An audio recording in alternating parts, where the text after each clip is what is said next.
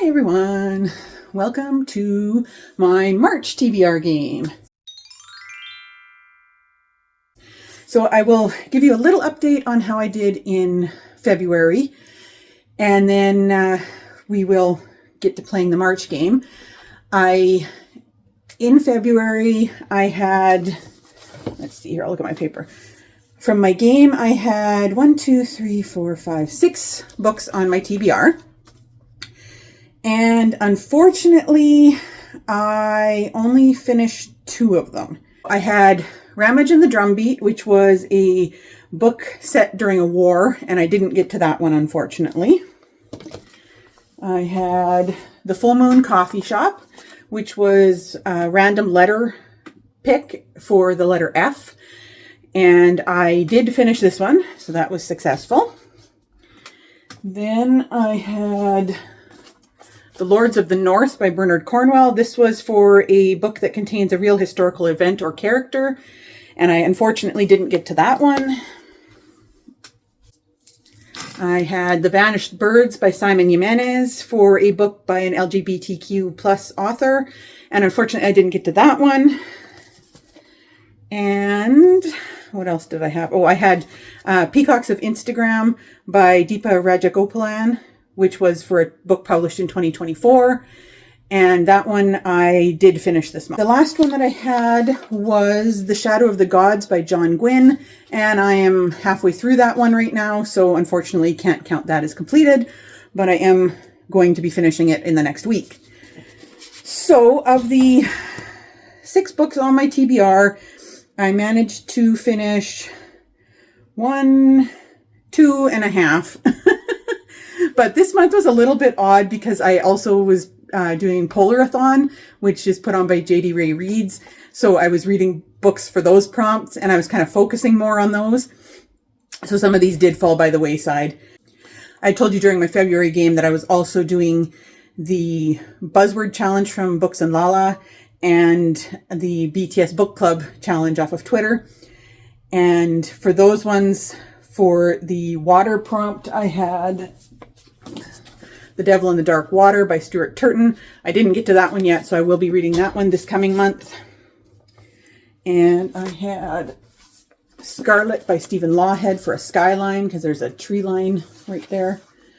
And I didn't get to that one. That was for the skyline, so I'm going to be reading that one in March. And then for the BTS Book Club, it was a book under 200 pages, and I read Days at the Morisaki Bookshop, and I did finish that one. So I have a couple to carry over to this month. If I can fit it into my prompts, I'm particularly going to try and get this one in there because it is from the library. Otherwise, I will just read this one anyway next month because it's from the library and I wanted to read it.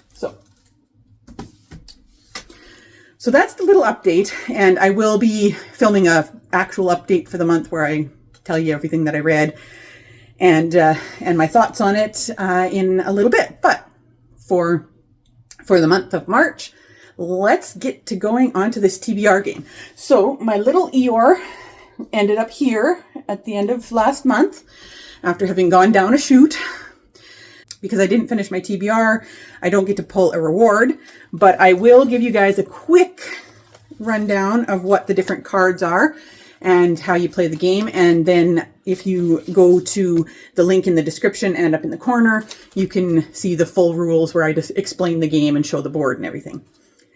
So you've got our board here, which has 5 different colors on it. Each color corresponds to a card. You have yellow, which is our Clover cards, and those cover cover and title prompts. You have green, which is the Binky cards. Those are the most fun ones because those involve some kind of a game, random number generating or pulling from a jar, that sort of games. And I've got some other harder games in there as well. Then pink is Bunventure. So that is anything to do with plot, character, or setting.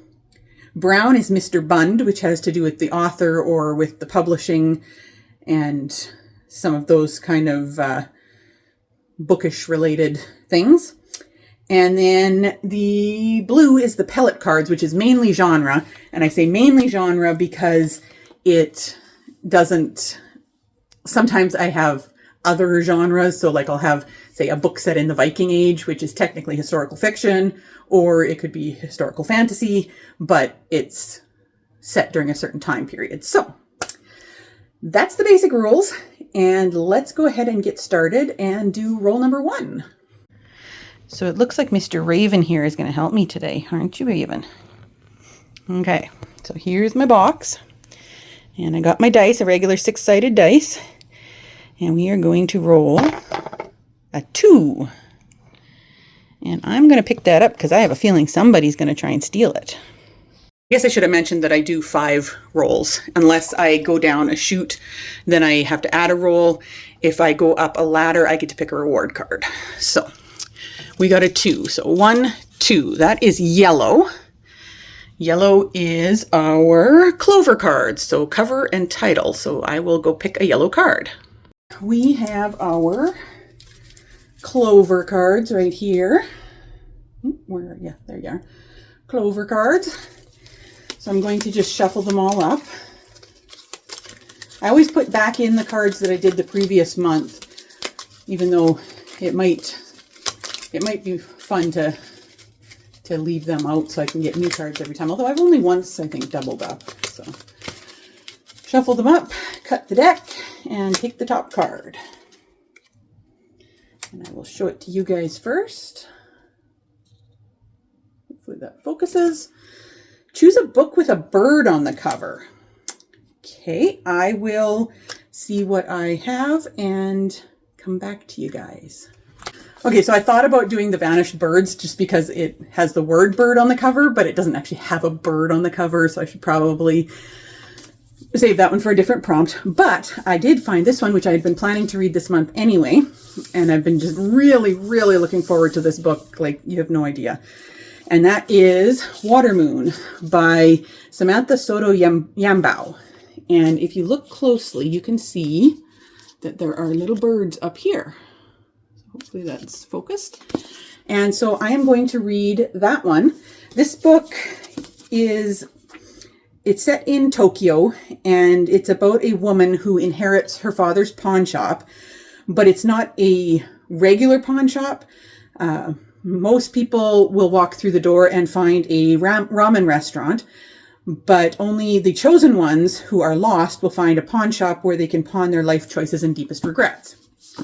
So our main character is Hannah, and she wakes up her first morning as the pawn shop's new owner, comes downstairs, finds it ransacked, and her father is gone. So she decides that she's going to try and figure out where he went. And then into the shop stumbles a charming stranger as well, and he decides to help Hannah try to find her father.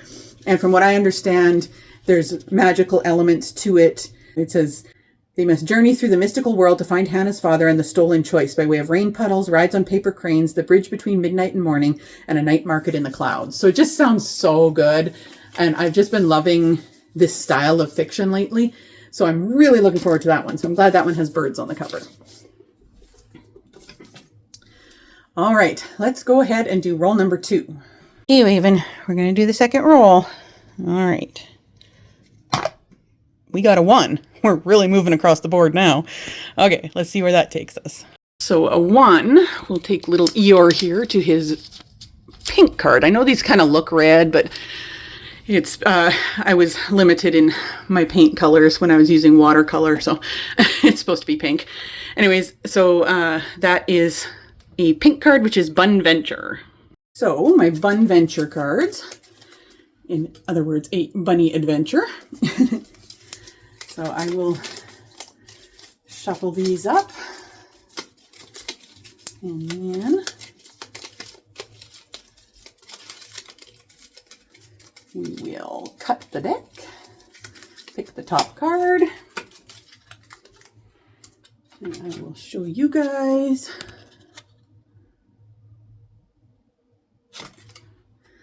Choose a book set in a small town. Okay, I will be right back.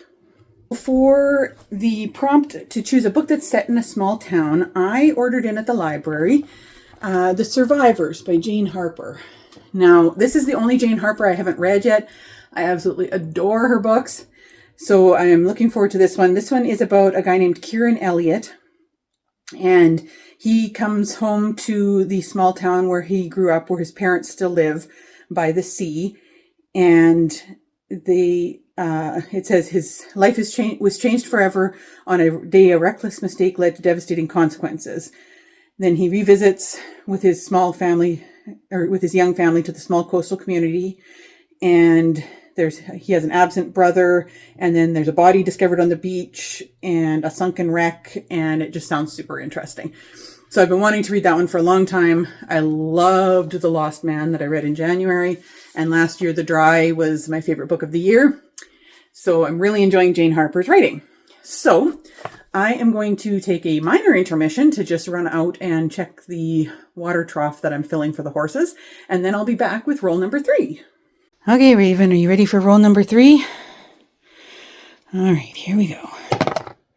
A 1 again. We're really motoring. Okay, we'll move 1. So far, at least even though I'm just puttering along the board here, I am really happy with my first 2 choices. So let's move Eeyore 1. And we are on a blue square, which is Pilot, which is the genre square. Here are my...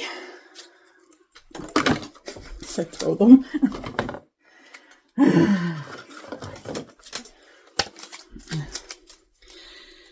Here are my Pilot cards.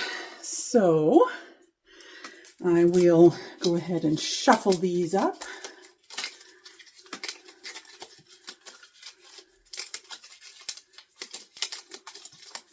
And we will split the deck and take the top card. Show it to you guys. So I have to choose a novel set in the Viking era. Again, I've gotten this one a few times, but I'm not going to complain because I love that era. And I actually am just going to go ahead and re-put the Lords of the North back onto my TBR for this month. This is the 3rd book in the Uhtred of Bebbanburg saga. This one takes place in 878, and you were following Uhtred again. He is a Saxon man. He's from Northumbria, and in the first book, he was a 10-year-old boy and was captured by the Danish Vikings who were invading England. And he was raised by the Vikings, but then as he got older, his path became intertwined with Alfred of Wessex, who's the king of the last kingdom that was standing against the Danes. And this book carries on where the second book left off. And again, I'm really looking forward to this one because I believe this is the book where he and his one Viking friend go and get some revenge for some things that happened in the first book. So, really looking forward to that one. All right, now let's move on to roll number 4. Okay, roll number 4. Raven, what are you doing?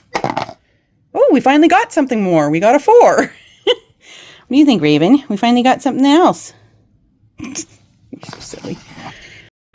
Okay, so we go 1, 2, 3, 4, and we are back onto another pink card. So that is another Bunventure. Back to the Bunventure cards, and I will just randomly shuffle them up a bit again, even though we just did that. And we will cut the deck and take the top card again.